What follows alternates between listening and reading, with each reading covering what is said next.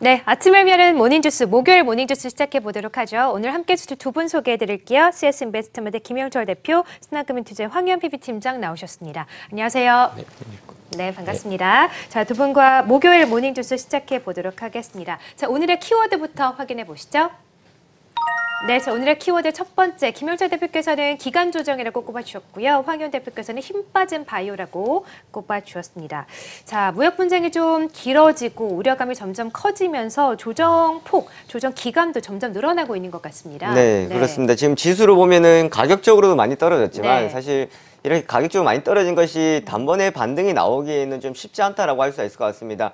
그럼 가격적 매력 구간이지만 충분히 좀 기간적인 흐름들이 나타나야 지수가 좀 반등을 나올 수가 있다라고 할 수 있을 것 같은데요. 현재로서는 언제쯤 반등 나올까라는 것보다는 우선 이렇게 나올 수밖에 없었던 것은 최근 들어서 미국과 중국 간의 무역 분쟁이 길어질 수 있을 것이다라는 내용도 있었습니다만은 미국의 국채에 대한 이슈가 또 나왔다라는 거였습니다. 사실 우리가 가장 크게 반응을 했었던 미국 시장에서 크게 반응했었던 것이 국채 금리에 대한 부분들, 안전자산 선호가 나타났다는 부분들이었는데요. 이러한 소식을 통해서 지금 글로벌 시장에 좀 약세의 모습들이 나타나고 있다는 것은 앞으로 좀 더 기간 조정이 필요하다라고 할 수 있겠고요.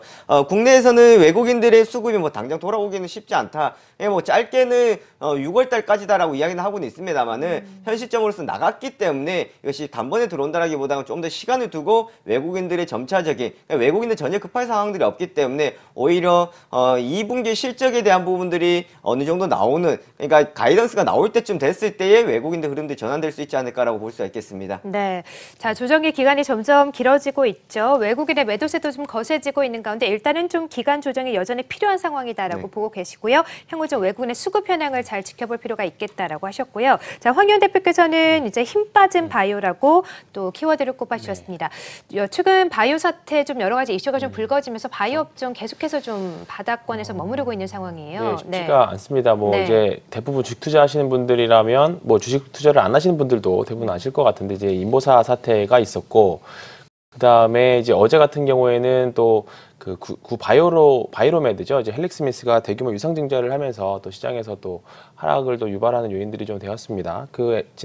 이번 주 화요일 날 그 MSCI 벤치마크 변경 이슈하는 당일날 사실 바이오 쪽으로 조금 수급이 일시적으로 좀 들어오는 부분들이 있었고, 사실 어제부터는 조금 기대했던 부분들이 좀 있었거든요. 추세를 좀 다시 이어나갈 것으로. 근데 어제 또 예상 외로 외국인들이 좀 물량을 좀 많이 쏟아냈고요. 지금 최근 코스닥 외국인들의 매매 패턴을 보면 10거래일 중에서 이번 주 화요일 빼고 전부 다 매도가 나왔습니다. 그 물량을 좀 사실 매일매일 조금씩 팔기는 했는데 그 물량을 수량을 좀 합치다 보니까 좀 수량이 꽤 되는데요.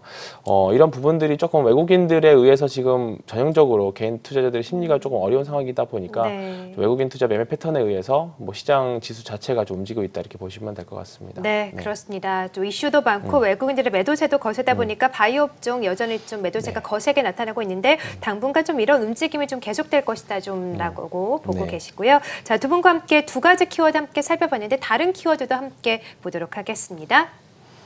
네, 자, 오늘의 키워드 김영철 대표 세 번째는 사라진 매수 주체라고 꼽아주셨고 황희연 팀장께서는 다시 환율이라고 키워드를 꼽아주셨네요. 자, 외국인의 매도세가 좀 거세지고 있습니다. 그러다 보니까 뚜렷한 매수 주체가 사라지면서 우리 시장 상승 동력을 좀 잃어가고 있는 상태입니다. 어떻게 봐야 될까요? 네, 외국인들 굳이 지금 들어올 이유가 없다라고 볼 수가 있을 것 같습니다. 좀 이따 팀장님께서 말씀하시겠지만 환율적인 측면도 있겠고요. 또한 지금 우리나라의 기업들의 실적이나 또 글로벌 시장상으로 봤을 때 서둘 것 없다. 지난주에도 외국인들의 플랜 같은 경우에는 급하게 국내 시장에 유입되지 않을 것이다 라고 말씀드렸던 것처럼 좀 앞으로 외국인들 쪽에서는 좀 더 불확실성이라는 측면, 그리고 서둘러서 지금 많이 떨어졌다고 해서 굳이 국내 시장에 먼저 들어오지는 않겠다라고 할 수 있겠습니다. 또한 시장의 수급을 보시면요, 외국인들이 프로그램 매매, 즉 바스켓을 통한 매도세가 나갔다라는 것은 집중되었던 삼성전자에만 매도가 나간 것이 아니라 시장을 전체적으로 매도를 했다. 그냥 시장을 전반적으로 우선 매도를 했다라고 할 수가 있겠고요.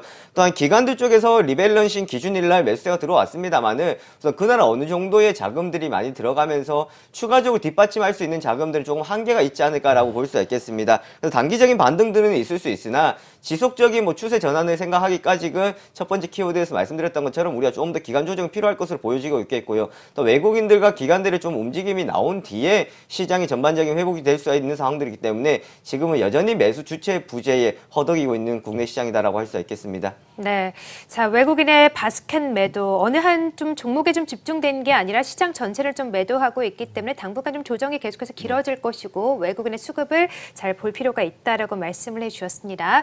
자 시장이 좀 안 좋게 흘러가다 보니까 오늘 키워드들도 모두 다 좀 우울한 모습인 것 같아요. 자 네 번째 키워드도 다시 환율이라고 꼽아주셨는데 이제 내일 한국은행 금통위가 예정된 가운데 환율이 다시 한번 관심이 집중되고 있습니다. 계속해서 좀 상승하고 있는 모습이죠. 네, 일단은 뭐 지난주에 1,190원, 96원 정도까지 갔다가 좀 이제 꺾여져서 내려오는 흐름을 좀 보이더니 다시 어제 1,193원대에 보였습니다. 다행히 어제 야간 이제 NDF 환율에서는 조금 2원 정도 오늘 하락 출발할 것으로 예상이 되긴 하는데요. 무역 분쟁의 공포감은 한국 시장이 좀 죄다 다 받고 있는 것 같고요. 그렇죠. 아쉽게도. 네. 그리고 이제 어제 사실 실질적으로 중국 시장은 또 양호하게 마무리가 되었음에도 불구하고 한국 시장은 조금 왜 이러지 싶을 정도로 좀 많이 매도를 했습니다.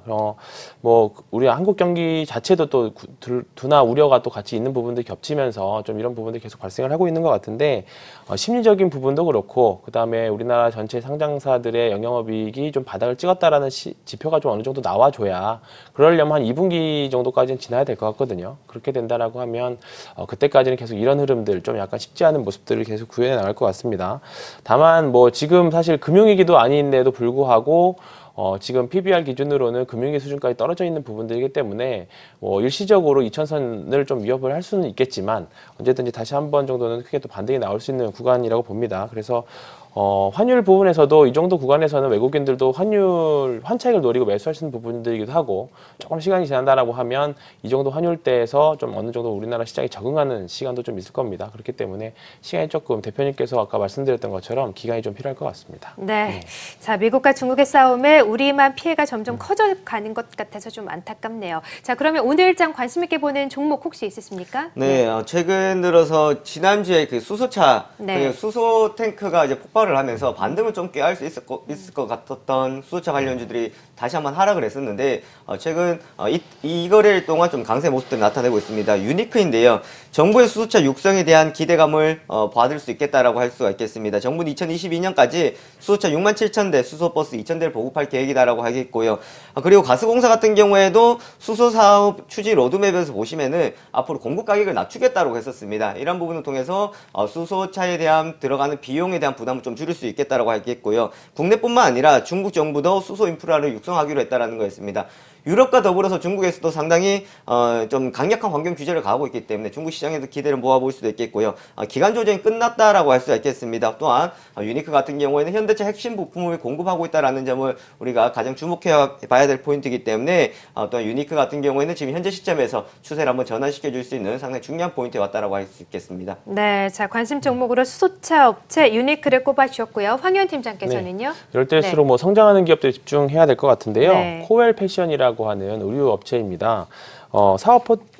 최근에 뭐 이제 홈쇼핑, TV 홈쇼핑에서 보면 아디다스나 푸마 이런 이제 속옷 언더웨어를 많이 팔지 않습니까? 네, 많이 거의 봤어요. 대부분이 이제 코웰 패션에서 한다라고 보시면 될 것 같은데요. 네. 12년에 푸마 언더웨어로 시작해서 최근에 아디다스나 아디다스로 좀 많이 하고 있고요. 하반기부터는 언더웨어로 유명한 이제 캘빈 클라인도 진행하려고 하고 있습니다. 네. 매출의 80%가 홈쇼핑에서 발생을 하고 있고 영업이익률이 꽤 높기 때문에 계속적으로 성장을 하고 있고 1분기 실적도 계속적으로 좋게 나오고 있습니다. 지금 자체 브랜드, 화장품의 자체 브랜드도 가지고 있기는 한데 아직은 조금 미약하지만 코스맥스랑 이제 ODM 사업을 맺어서 이제 앞으로도 또 계속적으로 성장할 수 있을 거라고 봅니다. 그래서 하반기에도 계속 지금 홈쇼핑뿐만 아니라 다른 이제 매체를 통해서도 계속 판매를 늘려가고 있고 올해 성장이 계속적으로 좀 진행이 될 수 있을 것 같고요. 현재는 뭐 추세가 조금 옆으로 횡보하면서 단지 네. 이평선 이하에 조금 있기는 한데요.